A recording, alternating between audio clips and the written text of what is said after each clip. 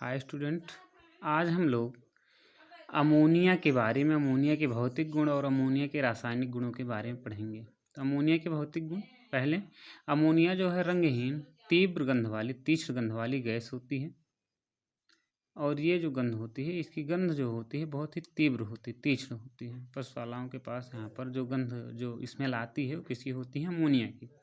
एक बार यदि हम अमोनिया गैस को सूंघ लें तो दोबारा जो है उसको गैस को यदि किसी बॉटल में उस प्रकार से रखी गई हो अमोनिया गैस, तो इसको हम यदि सूंघ लें तो हमारी दोबारा सूंघने की इच्छा नहीं होती है। तो वो जो गैस होती है वो अमोनिया की गंध होती है। इसके बाद जो है इस गैस को अधिक मात्रा में थोड़ा सा अच्छे सूंघ लें जो है बढ़िया से, तो इससे क्या होता है, हमें मूर्छा सा आ जाता है। फिर जो है अमोनिया जो होती है जल के अणुओं के साथ जो है हाइड्रोजन बंध का निर्माण कर लेती है, जिसके कारण से जो अमोनिया होती है वो जल में अधिक मात्रा में विलय होती है। इसके साथ अमोनिया गैस जो होती है विद्युत का जो होती है ये कुचालक होती है। अमोनिया गैस विद्युत का कुचालक होती है। बट जो द्रव अमोनिया होती है, क्योंकि NH3 जो होता है ये H2O के साथ मिल करके NH4OH का निर्माण कर लेता है, जिसके कारण से इसमें कुछ आयन्स उपस्थित हो जाते हैं। और आयनों के उपस्थित होने के कारण से ये जो द्रव अमोनिया होती है वो विद्युत का सुचालक होती है। अब इसके बाद हम केमिकल प्रॉपर्टी ऑफ अमोनिया व अमोनिया के रासायनिक गुणों के बारे में पढ़ेंगे। तो पहले है इसमें दहन। अमोनिया गैस जो है ना तो स्वयं जलती है और ना ही किसी अन्य पदार्थों के जलने में सहायता करती है। अमोनिया गैस ना तो स्वयं जलती है और ना ही अन्य पदार्थों के साथ जलने में सहायता करती है, बट जो है ये ऑक्सीजन के मिश्रण के साथ हल्के पीले लौ के साथ जलता रहता है। जैसे अमोनिया हो गई NH3, ऑक्सीजन हो तो इसके साथ जलती है और नाइट्रोजन गैस का निर्माण करती है। तो अमोनिया हो ऑक्सीजन का मिश्रण, दोनों मिश्रण हो तो ये जलेगा और कौन सी गैस बनेगी? नाइट्रोजन गैस बनेगी और जल का निर्माण होता है। तो ये दहन इसका हो गया। बट यहाँ पर यदि कोई कैटालिस्ट लगा दिया जाए, यदि कैटालिस्ट नहीं, कोई का मतलब जो भी है उचित कैटालिस्ट, यहाँ पर कोई कैटालिस्ट नहीं है तो नाइट्रोजन गैस बनती है। बट यहीं पर यदि हम प्लेटिनम कैटालिस्ट ले लें, उस प्रेरक ले लें, तो ये कहानी जो होती है बदलती जाती है। केवल अमोनिया और ऑक्सीजन का मिश्रण यदि दहन किया जाए तो क्या बनता है? नाइट्रोजन गैस बनता है। लेकिन ये प्लेटिनम की उपस्थिति में इसका दहन किया जाए, NH3 प्लस O2 एरो और प्रेजेंस ऑफ कैटालिस्ट यहाँ पर प्लेटिनम, तो यहाँ पर जो है लगभग टेम्परेचर जो होता है 800 डिग्री सेंटीग्रेड के आसपास होता है। तो यहाँ पर जो है नाइट्रिक ऑक्साइड का निर्माण होता है। नाइट्रिक ऑक्साइड प्लस क्या बनता है? H2O। रिएक्शन बैलेंस सेम इसी प्रकार से यहाँ दो यदि उस प्रकार से करेंगे बैलेंस नहीं होगा। 4NH3 और 4 3 12 6H2O और नाइट्रोजन हो गया यहाँ पर कितना? 4, तो 4NO, तो टोटल 6 और 4 10 ऑक्सीजन, तो हो जाएगा 5O2। तो इस प्रकार से ये रिएक्शन, यहाँ यदि प्लेटिनम नहीं है तो ये जलेगा, नाइट्रोजन गैस बनेगा। लेकिन ये जो है प्लेटिनम उत्प्रेरक रहेगा तो इसका जब ऑक्सीकरण होता है, दहन होता है, तो यहाँ पर नाइट्रिक ऑक्साइड का क्या होता है? निर्माण होता है। इसके बाद हम देखेंगे बेसिक प्रॉपर्टी, अमोनिया का क्षारीय गुण। तो अमोनिया जो गैस होती है इसके क्षारीय गुण के बारे में देखेंगे। अमोनिया जो होती है क्षारीय होती है। क्षारीय क्यों होती है? क्योंकि देखिए इसके पास जो क्षारु के जैसा व्यवहार करती है, क्योंकि इसके पास जो होता है वो लोन पेयर इलेक्ट्रॉन होता है। लुईस बेस हम जानते हैं, तो होता है वहाँ पर लोन पेयर इलेक्ट्रॉनों के कारण से होता है। क्योंकि यहाँ केंद्रीय परमाणु जो है नाइट्रोजन है, वहाँ पर लोन पेयर इलेक्ट्रॉन है और लोन पेयर इलेक्ट्रॉनों के कारण से एक ऐसी प्रॉपर्टी रखता है, बेसिक प्रॉपर्टी रखता है। तो यहाँ पर देखिए अमोनिया जो है बेसिक नेचर रखता है। तो कुछ इसके बेसिक नेचरों के बारे में जैसे देखेंगे, तो NH3 प्लस बेसिक नेचर है, तो कोई कहें कि जो है अब बेसिक कैरेक्टर यहाँ पर प्रदर्शित करना है हमें, तो यदि बेसिक जैसा है तो इसका मतलब कोई एसिड यहाँ पर लें हम, तो एसिड मान लीजिए हो गया HCl, तो NH3 और HCl तो क्या बन जाएगा? NH4Cl। लेकिन अब ये कहें न्यूट्रलाइजेशन जैसे रिएक्शन होगा, बट न्यूट्रलाइजेशन में H2O बनता है, तो लेकिन यहाँ H2O बनेगा नहीं। रीजन क्या है H2O क्यों नहीं बनेगा? क्योंकि यहाँ पर तो ऑक्सीजन है नहीं, तो H2O का बनना संभव नहीं है। फिर भी ये जो बेसिक नेचर यहाँ पर शो करता है। तो NH3 इसके साथ जो है NH4Cl। अगला रिएक्शन देख लें, NH3 प्लस H2SO4 एरो, इसके साथ रिएक्टिव होता है तो बन जाता है NH4 होल ट्वाइस SO4। 4, इसके अणुओं की संख्या ले ली जाए 2, तो यहाँ पर अमोनियम सल्फेट बनता है, यहाँ पर अमोनियम क्लोराइड बन जाता है। तो ये इसका बेसिक करैक्टर है। तो इसका बेसिक करैक्टर जो है इस प्रकार से प्रदर्शित होता है। बट यदि जो है हम इसको जल में विलय करके देखें तो देखें तो इसका जो है रिएक्शन कुछ इस प्रकार से होगा, जैसे NH3 प्लस H2O इस प्रकार से हो जाए H2O, तो यहाँ पर ध्यान दीजिए बन जाता है NH4OH। अब देखिए यहाँ पर हाइड्रॉक्सिल आयन बन गया यहाँ इसमें NH4, तो NH4 positive plus OH negative hydroxide ion यहाँ पर मिल गया। तो इसका यहाँ से भी पता चलता है कि बेसिक करैक्टर यहाँ पर शो करता है, क्योंकि NH3 जो है H2O से रिएक्टिव होता है और NH4OH बनाता है, अमोनियम हाइड्रॉक्साइड बनाता है, जिसके कारण यहाँ पर हाइड्रॉक्साइड आयन यहाँ पर अवेलेबल होता है। तो इस प्रकार से यदि हम द्रव लिक्विड अमोनिया के द्वारा जो है इसको हम देखें रिएक्शन को, बेसिक करैक्टर को, तो इस प्रकार से होगा। मान लीजिए NH4OH प्लस HCl ले लिया जाए तो बन जाएगा NH4Cl प्लस H2O, मतलब यहाँ पर वाटर भी बन गया, न्यूट्रलाइजेशन रिएक्शन हो गया। तो ये जो है ये जो कहानी है लिक्विड अमोनिया के साथ है, और यहाँ पर ये जो है जो रिएक्शन है वो जो है शुष्क ड्राई अमोनिया के साथ है। इसके बाद रिएक्शन विद हैलोजन। तो रिएक्शन विद हैलोजन में मतलब हाइलोजनों से अपक्रिया, तो इसमें जो है मुख्य अपक्रिया जो है इसकी है वो क्लोरीन के साथ, इसकी अपक्रिया बहुत इंपॉर्टेंट है। हाइलोजन की क्लोरीन के साथ अपक्रिया, हाइलोजन मतलब NH3 की Cl2 के साथ। तो अमोनिया की क्लोरीन के साथ 2 अपक्रिया है। तो पहला है बहुत इंपॉर्टेंट ये रिएक्शन है, हैलोजनों से अपक्रिया है, मतलब क्लोरीन से अपक्रिया में ये रिएक्शन बहुत ज़्यादा पूछा जाता है, ध्यान से देखेंगे इस रिएक्शन को। तो पहला है अमोनिया की अधिकता में NH3 की अधिकता, मतलब अमोनिया की मात्रा अधिक हो तो क्या बनेगा, अमोनिया की मात्रा अधिक हो और क्लोरीन की मात्रा कम हो। तो जब भी अमोनिया क्लोरीन जो है अमोनिया की अधिकता में रिएक्शन करता है अमोनिया से, तो यहाँ पर जो है अमोनियम क्लोराइड का निर्माण होता है NH4Cl, और जो है नाइट्रोजन गैस बनती है। रिएक्शन देखिए NH3 प्लस Cl2 एरो, तो यहाँ पर बनता है NH4Cl प्लस N2, पूरा रिएक्शन कंप्लीट है। 8NH3 प्लस Cl2, तो एरो देखिए यहाँ पर हो जाएगा 6NH4Cl प्लस N2, तो 6 क्लोरीन है, तो यहाँ पर कितना लिख दिया जाए 3, तो अमोनियम क्लोराइड बन जाएगा। और कौन सी गैस यहाँ पर मुक्त होती है, नाइट्रोजन गैस। ये रिएक्शन अमोनियम क्लोराइड और नाइट्रोजन कब बनता है, जब अमोनिया की मात्रा क्या हो अधिक और क्लोरीन की मात्रा क्या हो कम हो। अब क्या कर दिया जाए कि इसको बढ़ा दिया जाए, इसकी अधिकता कर दी जाए और इसकी क्या कर दी जाए, कमी कर दी जाए। तो जब क्लोरीन की मात्रा, दूसरा जो होता है क्लोरीन की अधिकता में, तो जब अमोनिया क्लोरीन की अधिकता में अपक्रिया करता है तो विस्फोटक पदार्थ नाइट्रोजन ट्राइक्लोराइड का निर्माण करता है। जैसे देखिए यहाँ पर NH3 प्लस Cl2, तो विस्फोटक पदार्थ क्या बनता है NCl3, तो NCl3 बन जाएगा। बाकी यहाँ पर बच रहा है हाइड्रोजन, फिर यहाँ क्लोरीन, तो बन जाता है HCl। कितना हाइड्रोजन है यहाँ पर 3, तो कितने HCl बनेंगे 3 HCl बनेंगे। नाइट्रोजन टोटल कितना हो गया, क्लोरीन 3 3 6, यहाँ पर हो जाएगा 3Cl2। तो ये NH3 plus 3Cl2 NCl3 nitrogen trichloride, और क्या बन गया हाइड्रोजन क्लोराइड बन गया। तो ये रिएक्शन जब होता है ये क्लोरीन की अधिकता में होता है। क्लोरीन की अधिकता में जो है अमोनिया अपक्रिया करके विस्फोटक पदार्थ नाइट्रोजन क्लोराइड बनाता है, और जब अमोनिया की अधिकता होती है तो अमोनिया जो होती है क्लोरीन से अपक्रिया करके अमोनियम क्लोराइड और किसका निर्माण करता है, नाइट्रोजन गैस का निर्माण करता है। तो ये हो गई रिएक्शन विद हैलोजन। इसी प्रकार से ब्रोमीन से भी इसकी अपक्रिया हो जाएगी, सेम रिएक्शन जैसे क्लोरीन के साथ है वैसे ही ब्रोमीन के साथ होगी। यहाँ पर NH4Cl बना है, वहाँ पर NH4 क्या बन जाएगा Br बन जाएगा। यहाँ अमोनियम क्लोराइड बना, वहाँ पर अमोनियम ब्रोमाइड बन जाएगा। यहाँ नाइट्रोजन ट्राई क्लोराइड है, तो यहाँ ब्रोमीन से जब होगा नाइट्रोजन ट्राई ब्रोमाइड बन जाएगा। अगला है रिएक्शन विद मेटल ऑक्साइड। तो अगला है धातु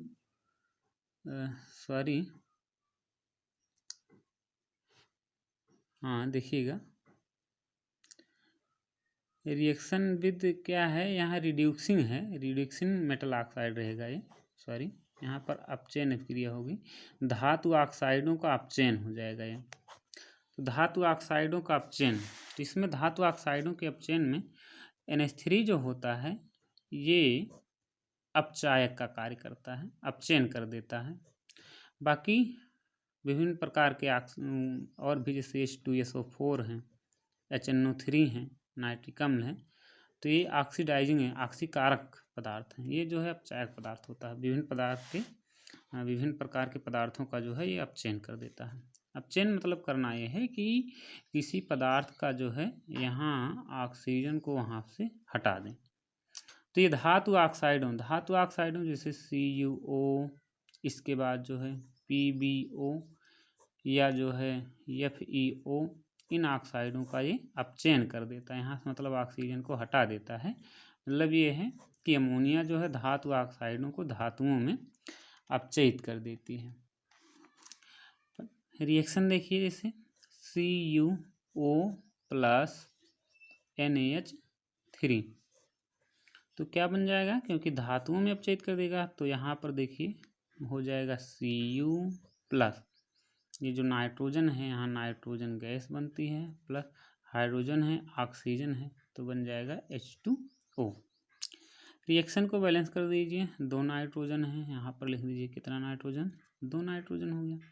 अब देखिए 2 नाइट्रोजन है तो N2 हो गया, हाइड्रोजन कितना हो गया, 3 दूनी 6, तो इसका मतलब ये है कितना H2O बन जाएगा, 3H2O। ऑक्सीजन यहाँ पर कितना हो गया, 3, तो यहाँ पर कितना लिख दीजिए 3Cu।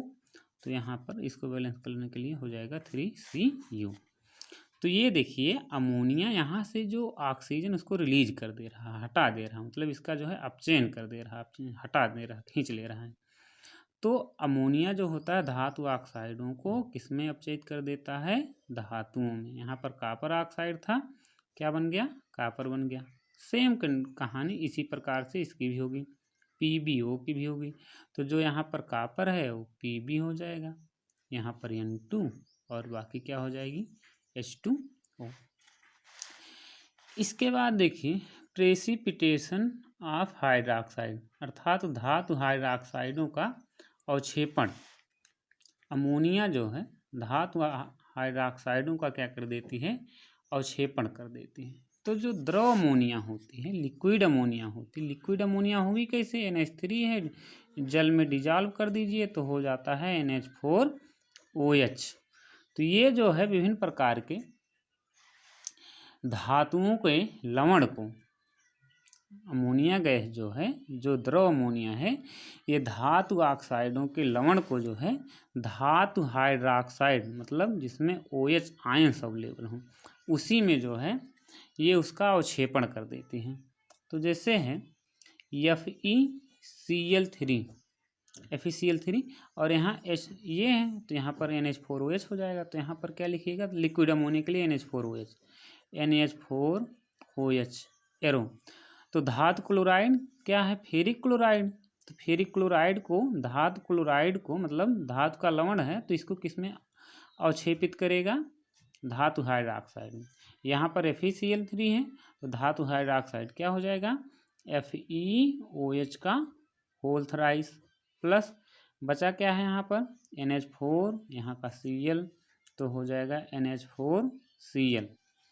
कितना OH यहाँ पर लिखा गया है, 3OH, तो यहाँ पर टोटल लिख दीजिए 3NH4OH, और यहाँ पर हो जाएगा 3NH4Cl। ये रिएक्शन ऐसे ही अन्य किसी का, जैसे एल्युमिनियम क्लोराइड है, सेम इसी प्रकार से reaction AlCl3 plus NH4OH arrow, यही कहानी AlOH whole thrice plus NH4Cl, ऐसे ही रिएक्शन ये भी होगा।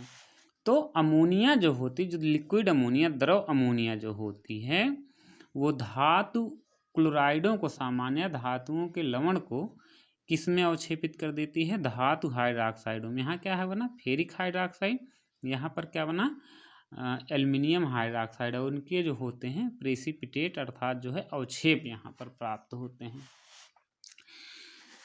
इसके बाद है फॉर्मेशन ऑफ कॉम्प्लेक्स साल्ट, अर्थात जो है संकर लवण का बनना या संकर लवणों का बनना।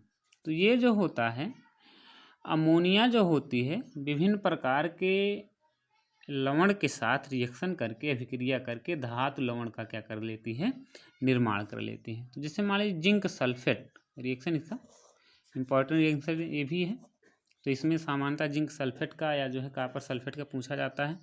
तो जिंक सल्फेट के साथ अमोनिया का रिएक्शन देखेंगे। तो ये लवण के साथ अभिक्रिया करके जटिल लवण, ये सामान्य लवण है, इसके साथ अमोनिया अभिक्रिया करेगी और जटिल लवण का निर्माण करेगा। तो ZnSO4 प्लस NH3 तो यहाँ पर अभिक्रिया करके कॉम्प्लेक्स साल्ट का निर्माण होता है। बनता क्या है, ZnNH3 और क्या बन जाता है, SO4।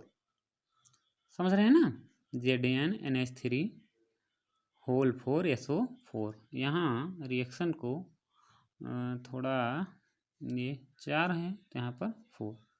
नाम इसका हो जाएगा tetra amine zinc second ion, इसका हो जाएगा टेट्रा मतलब 4, इसको एमीन, इसका जो कोऑर्डिनेशन कंपाउंड पढ़ाया जाएगा इसमें, तो ये सब नामकरण इसमें आपको बताए जाएंगे। 4 के लिए टेट्रा है और NH3 को उसमें जो है नाम एमीन कहा जाता है। तो टेट्रा एमीन जिंक सल्फेट। ऐसे ही अगला जैसे मान लीजिए कॉपर सल्फेट के साथ हो गया CuSO4। तो ये भी जो है धातु का लवण है, इसके साथ अभिक्रिया करेगा तो जटिल लवण का क्या करेगा, निर्माण करेगा। प्लस 4 NH3 तो जो यहाँ पर Zn था वो यहाँ पर हो जाएगा CuNH4 NH3 का होल 4 और उसके बाद क्या हो जाएगा, SO4। तो यहाँ भी पहले ये जो है इनको लिगेंड कहा जाता है, पहले लिगेंडों का ही नाम लिखा जाता है। संख्या कितनी है, 4। टेट्रा एमीन कॉपर सेकेंड जो होता है, मतलब ये सब जो लिखे जाते हैं सेकेंड आयन या ये सब, सॉरी सेकेंड सल्फेट लिखा जाएगा यहाँ पर, सॉरी सल्फेट, उसमें भी सल्फेट ही रहेगा। टेट्रा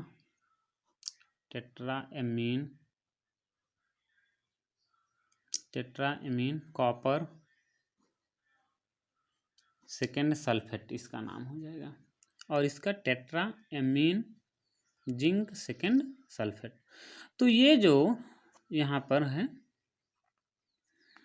मतलब ये नामकरण थोड़ा समझ लीजिए। पहले जो है आप यहाँ लिगेंड की जो संख्या लिखी जाती है, इसके बाद उसका नाम जो होता है उस प्रकार से उसका नाम लिखेंगे, फिर जो धातु होगा धातु का नाम, फिर उसकी ऑक्सीकरण अवस्था, और उसके बाद निगेटिव लिगेंड उस प्रकार से जो होता है जो इसकी ऋणायन को संतुलित करती है उसका नाम लिखेंगे। तो ये रिएक्शन हो गया। इसके बाद रिएक्शन है रिएक्शन विद, यहाँ देखिएगा अगला रहे रिएक्शन विद नेसलर रिएजेंट, अर्थात जो है नेसलर अभिकर्मक से अभिक्रिया।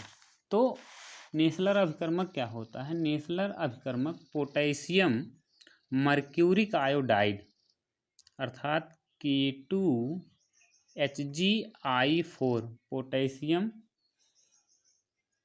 मर्क्यूरिक आयोडाइड का क्षारीय विलयन होता है, जिसको सामान्यतः क्या कहा जाता है, नेसलर अभिकर्मक कहा जाता है। ये जो होता है अमोनियम नेसलर अभिकर्मक के साथ अभिक्रिया करके मिलन क्षारक के आयोडाइड का भूरा अवक्षेप देती है। रिएक्शन को देखिए, जैसे देखिए ये रिएक्शन पूरा कैसे होता है, K2HgI4 तो ये जो कन्वर्ट होता है 2Ki potassium iodide plus HgI2, ठीक। इसको हम कहेंगे मर्क्यूरिक आयोडाइड, ये पता ही है पोटेशियम आयोडाइड। तो ये जो है मर्क्यूरिक आयोडाइड जो होता है ये अमोनिया से अभिक्रिया पहले करता है। मतलब देखिए HgI2 प्लस ये अभिक्रिया किससे करता है, NH3 से, NH3 अमोनिया से अभिक्रिया करता है तो एमिनो बेसिक मर्क्यूरिक आयोडाइड बनता है। तो यहाँ पर निर्माण होता है HgNH2I प्लस NH4 आई, अमोनियम आयोडाइड, यहाँ इसकी संख्या रहेगी 2। तो यहाँ पर HgNH2 का निर्माण होता है, जिसको हम लोग बोलते हैं एमिनो बेसिक मर्क्यूरिक आयोडाइड। अब जो है एमिनो बेसिक मर्क्यूरिक आयोडाइड जो होता है, ये जल के साथ H2O के साथ अभिक्रिया करता है, जिसके कारण से मिलन क्षारक का आयोडाइड, जिसका अवक्षेप कैसा होता है, भूरा होता है, उसी का क्या करता है, निर्माण करता है। रिएक्शन फिर से समझेंगे।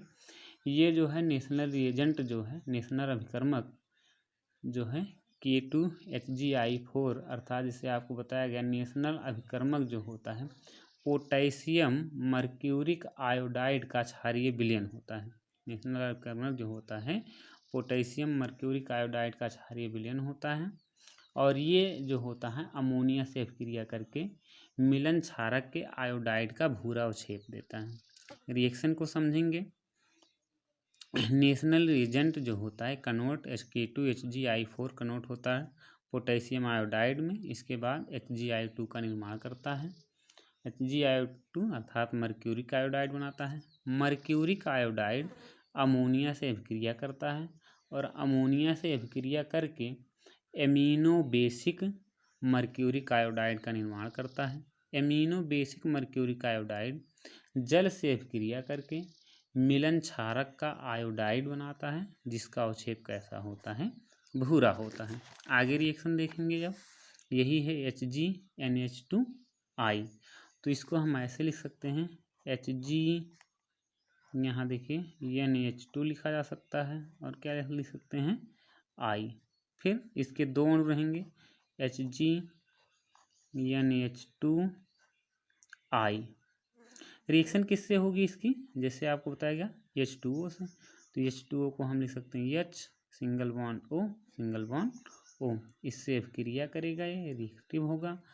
तो फिर जो होता है, यहाँ ध्यान दीजिए,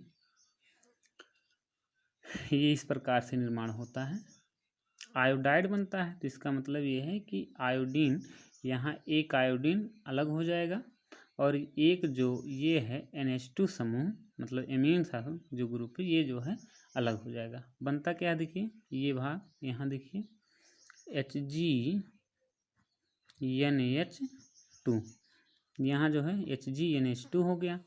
अब ये जो I है, ये जो है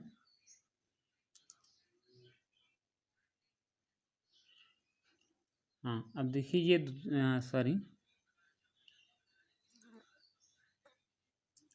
यहाँ पर NH2 तो हो जाएगा 2 2 4 हो जाएंगे टोटल संख्या। हाँ ठीक है, सही है।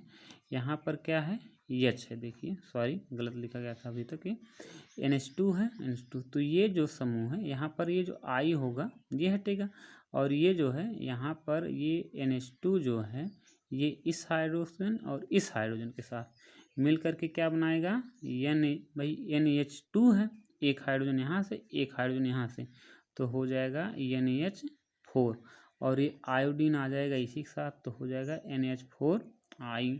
यहाँ बाकी जो लिखा जा रहा है वो है HgNH2, समझ रहे हैं ना, HgNH2।